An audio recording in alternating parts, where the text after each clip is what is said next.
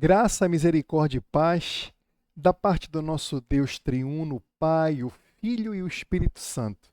Seja muito bem-vindo a uma de nossas mídias sociais do Ministério Cinco Solas e eu me chamo Eduardo Freitas e estou sempre no ombro de gigantes. E o gigante, o qual eu estou galgando os ombros, pelo menos nessa série agora inicial da nossa escola puritana, é o puritano John Bunyan. Nós estamos lendo e estudando aqui o seu livro, a sua obra mestra da literatura cristã puritana, O Peregrino. Se você está iniciando a sua biblioteca puritana, eu aconselho e encorajo fortemente a você adquirir esta obra, O Peregrino, de John Bunyan. E como você já observou, nós estamos na nossa Escola Puritana, que é o nosso programa de estudo dedicado à rica herança da teologia reformada clássica aplicada à nossa vida piedosa. Eu gostaria de fazer um convite a você. Permita-me fazer um convite.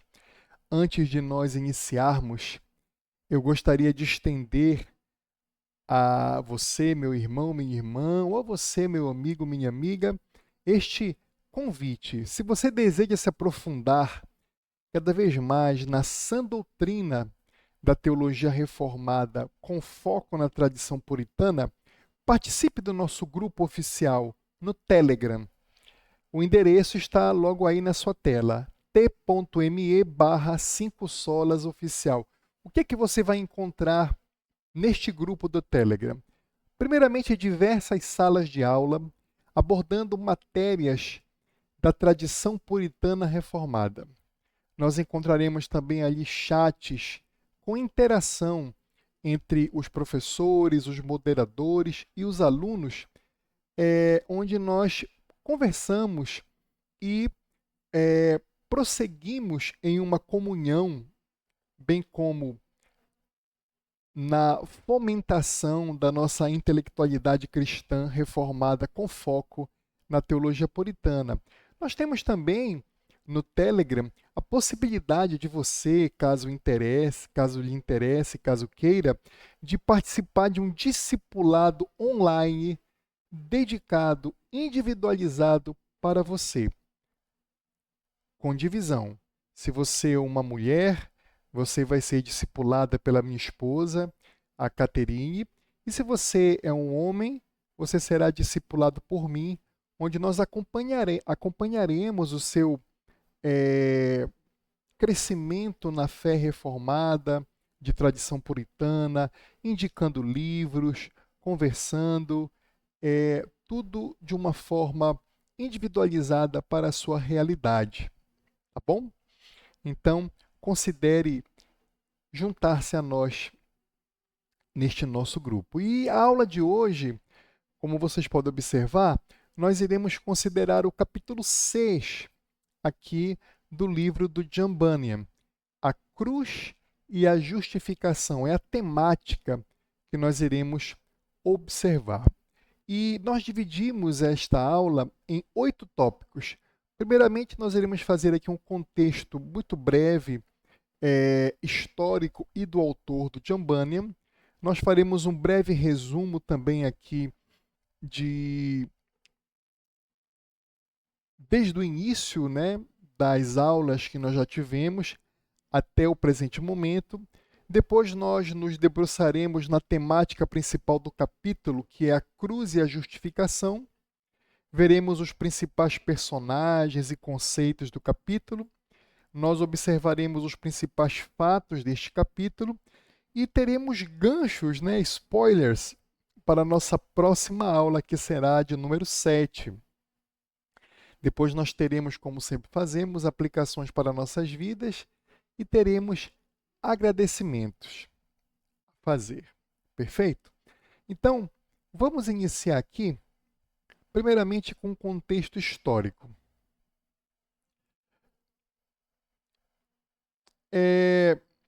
Esta obra do John Bunyan é a jornada do cristão. Ela é progressiva.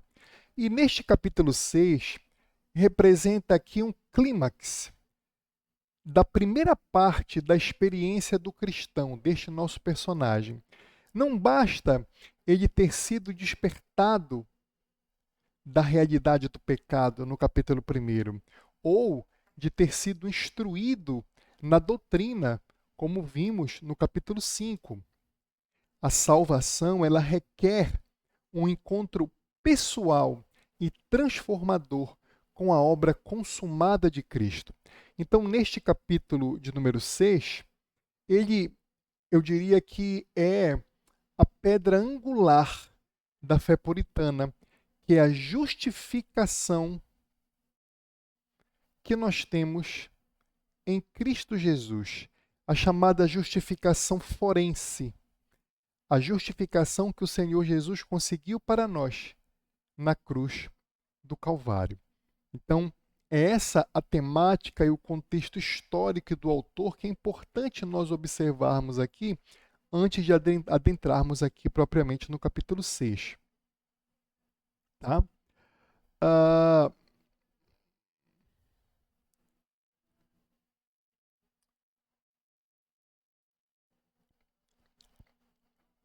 Nós vamos nos lembrar aqui brevemente da nossa última aula no capítulo 5. Nós observamos que o cristão ele foi recebido na casa do intérprete daquele personagem. Ali, o Espírito Santo ele iluminou a mente do cristão, mostrando-lhe a natureza do coração humano, que foi muito bem figurativamente representada pelo John Bunyan na figura da sala empoeirada. Nós também observamos a perseverança da graça, que foi aquele fogo inextinguível, o perigo da apostasia, que é o homem na jaula de ferro. Contudo, meus amados irmãos, apesar de toda essa instrução vital, o cristão ele retomou sua jornada ainda sobrecarregado, ainda sofrendo com grandes dificuldades. Por causa de quê? Daquele fardo que ainda estava às suas costas. E nós sabemos que aquele fardo que estava nas suas costas é a culpa do pecado. Então, nós observamos que a instrução, que a doutrina preparou o cristão, mas não o justificou. Então, dito isto, nós entraremos na temática principal deste capítulo, que é o coração do Evangelho, que é a justificação pela fé somente, que é um dos nossos 5 solas, sola fide. Lembrando que nós temos 5 solas na teologia reformada: sola gratia, sola fide, solus Christus, sola Scriptura e soli Deo Gloria. É muito fácil você memorizar isso. Veja bem, nós somos salvos pela graça, exclusivamente, sola gratia. E essa graça, ela é instrumentalizada pela fé genuína, sola fide. E esta fé não é fé em qualquer coisa, é a fé em Cristo Jesus, solus Christus. E não é qualquer Cristo Jesus, é o Cristo Jesus descrito historicamente aonde? Nas Escrituras Sagradas, sola Escritura. E tudo isso que nós temos, sola gratia, sola fide, solus Christus e sola Escritura, é para a glória de Deus. Soli Deo Glória. Viu como é fácil para você aprender os 5 solas? Então hoje nós nos deteremos nesta justificação pela fé somente, o sola fide. Aqui, o puritano John Bunyan, ele demonstra alegoricamente a grande troca evangelística. A troca evangélica. O fardo do pecado não é removido pelo esforço humano, nem por uma instrução, nem por ordenanças, mas unicamente pela visão da cruz. É uma libertação imediata, soberana e gratuita, que resulta em alívio, alegria e uma nova identidade. Quais são os principais personagens que nós podemos observar, bem como os conceitos que existem importantes neste capítulo. Nós temos o cristão, que é o pecador sobrecarregado, que agora se torna o pecador justificado. Nós temos a cruz e o sepulcro, que é o local da expiação substitutiva e o lugar onde o pecado é legalmente sepultado. Nós temos aqui também a figura dos três seres resplandecentes, que são os mensageiros celestiais, os anjos, que ministram ao novo herdeiro da salvação, aplicando em cristão os benefícios da obra de Cristo. Nós temos aqui também a figura do rolo, o sinal e as vestes, que são símbolos da absolvição legal, do perdão, da adoção, que é o selo do Espírito Santo, e da justiça imputada, que são as vestes da retidão de Cristo. Os principais fatos deste capítulo, que é um capítulo bem breve, mas talvez seja o mais denso teologicamente importante, evangelisticamente falando, nós temos aqui uns fatos interessantes e principais. Nós temos o caminho da salvação, nós temos a visão da cruz e do sepulcro, nós temos a libertação imediata do fardo, nós temos a resposta do crente e a obra trinitária da salvação. Então vocês observem que, apesar de ser um capítulo curto, tem pelo menos 5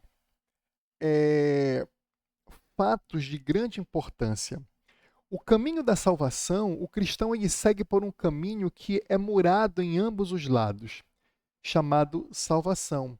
Isto nos ensina que o caminho que leva à cruz já é em si uma obra da graça protetora de Deus. É obra da graça de Deus.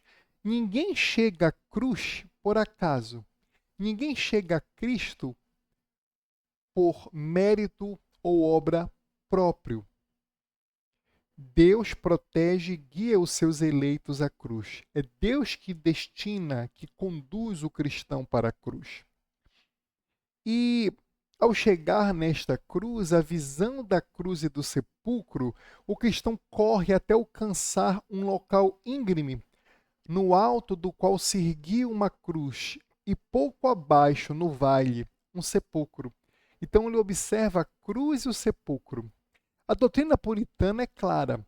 A justificação está inseparavelmente ligada à morte de Cristo, que é a cruz, e a eficácia dessa morte, o sepulcro vazio que engole o pecado. A cruz, meus amados irmãos, é o pagamento pelo meu pecado e pelo seu pecado. E o sepulcro é o recibo. Ele venceu a morte.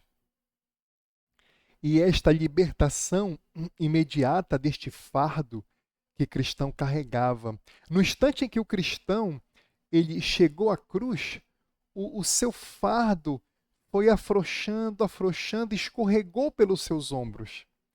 Caiu-lhe das costas e, tombando, foi descendo até a entrada do sepulcro onde caiu.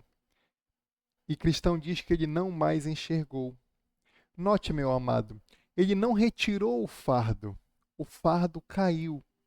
A justificação não é um processo cooperativo, não é sinergístico, não há uma sinergia entre as minhas obras e a obra de Cristo, não, ela é monergística, que vem de mono, uma só. Percebe? A justificação é um processo monergístico. É um ato exclusivamente divino, forense, instantâneo, onde a culpa é removida de nós. E nessa situação nós temos a resposta do crente. O cristão fica alegre e aliviado. Ele chora, não de tristeza, mas de admiração. Por quê? Pois a visão da cruz o aliviava assim do seu fardo. A primeira resposta à justificação não é o orgulho, mas a adoração grata e humilde. A adoração grata e humilde. Nisso nós temos a obra trinitária da salvação, os três seres.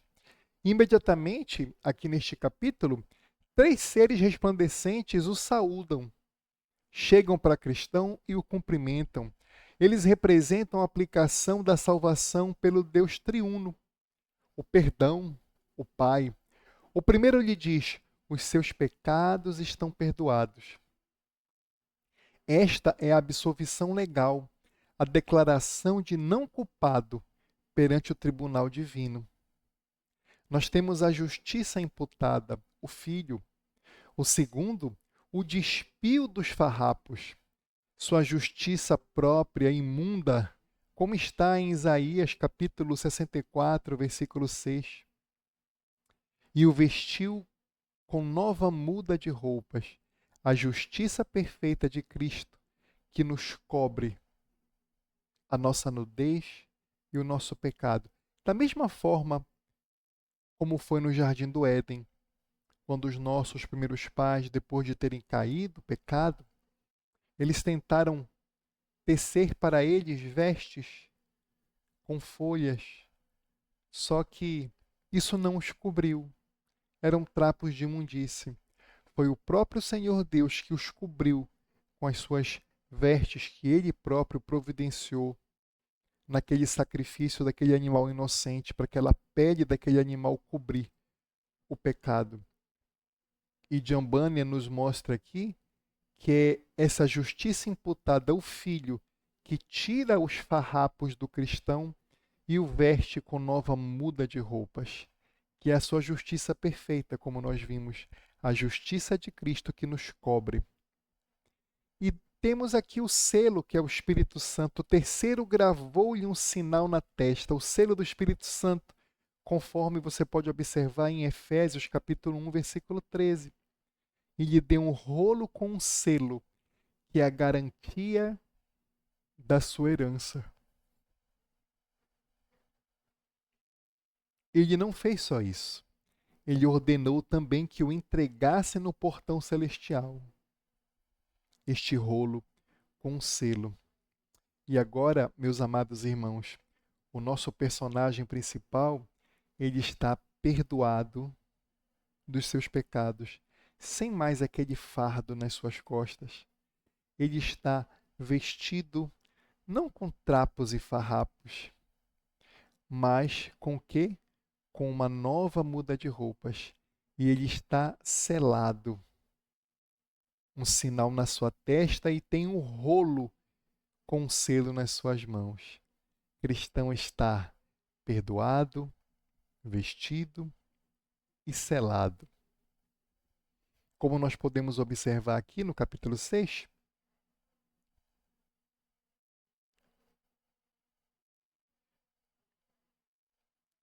aqui ele diz aqui, logo no início, cristão. Então ficou o cristão alegre e aliviado, e disse de coração exultante: Ele me concedeu repouso pela sua angústia, e pela vida e pela morte. E aqui aparecem as três figuras. Estando o cristão a olhar e chorar, eis que três seres resplandecentes se aproximaram dele e o saudaram, dizendo: A paz seja contigo. E o primeiro lhe disse: Os seus pecados estão perdoados. O segundo despiu dos farrapos e o vestiu com nova muda de roupas. O terceiro ainda gravou-lhe um sinal na testa e deu-lhe um rolo com um selo e mandou o cristão observá-lo durante o caminho, devendo entregá-lo no portão celestial. Os três então partiram. Cristão deu 3 saltos de alegria e seguiu cantando. Vamos aqui ler o cântico de Cristão? Sobrecarregado de pecados, até aqui vim. Nem pude aliviar o pesar, pesar sem fim, que até aqui trazia, a lugar ditoso. Início será de viver venturoso? Será que aqui o fardo das costas me cairá? Aqui a amarra que a mim o prende romperá? Bendita cruz, bendito sepulcro, seja exaltado o homem que por mim foi humilhado.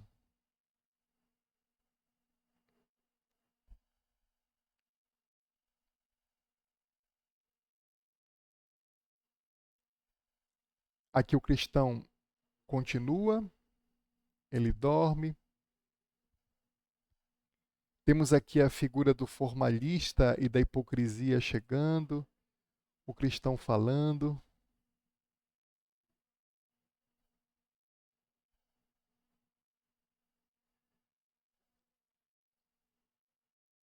O cristão diz aqui uma parte importante deste encontro.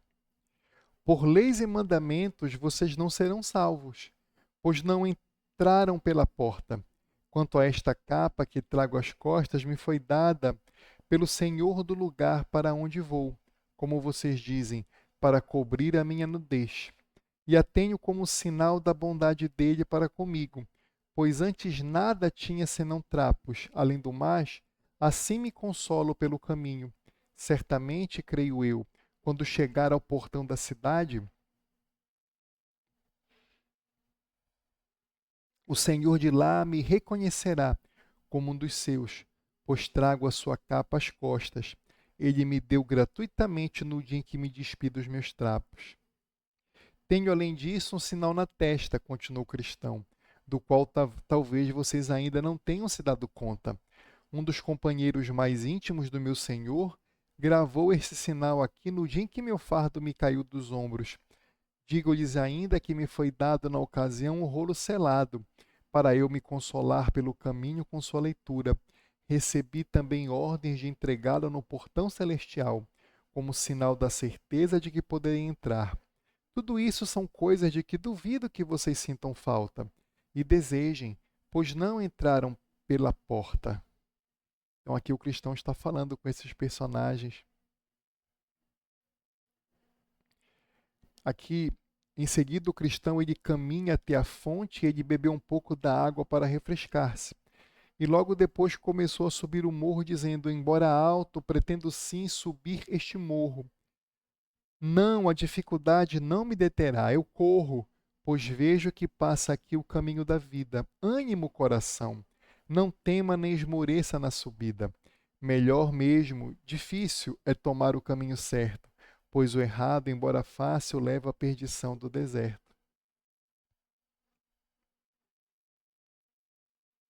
Aqui o capítulo continua. Eu aconselho você a ler o capítulo inteiro.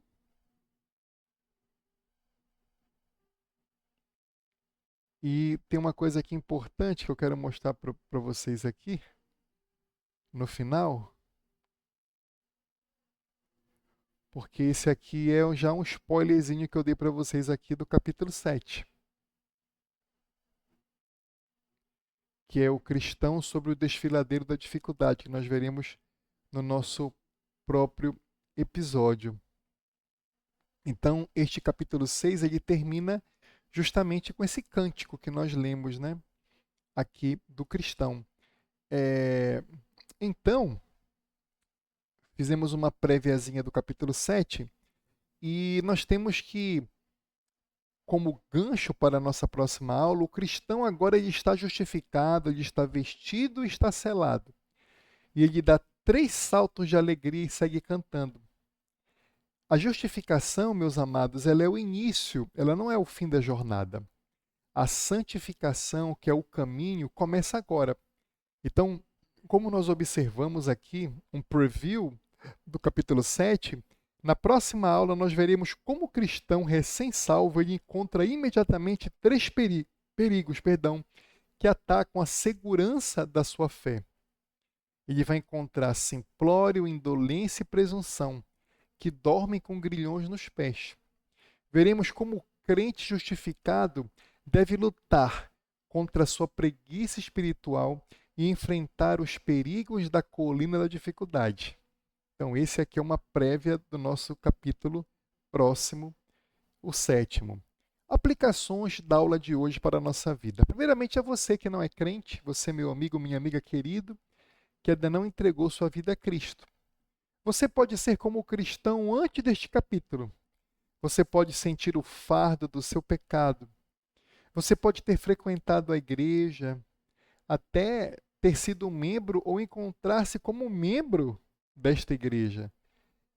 Você está recebendo instrução, como na casa do intérprete, estudando teologia, apenas com caráter academicista. Mas você tentou remover esse fardo com suas próprias obras, promessas ou a sua moralidade? Ou seja, você tentou retirar este fardo pelos seus próprios méritos? Não. Meu amigo, minha amiga, esse fardo não irá sair assim. Ele só cai diante da cruz. Você não pode despir-se de seus trapos. Você precisa ser vestido por Cristo. Pare de tentar fazer e olhe para o que Cristo fez. Eu faço um convite a você. Venha à cruz e veja seu fardo rolar para o sepulcro, assim como nós acabamos de ver nesta aula com o cristão. Agora você, crente, irmão, minha irmã, você se lembra do dia em que o seu fardo caiu dos seus ombros? Ah, meu amado irmão, minha amada irmã, jamais perca a visão da cruz.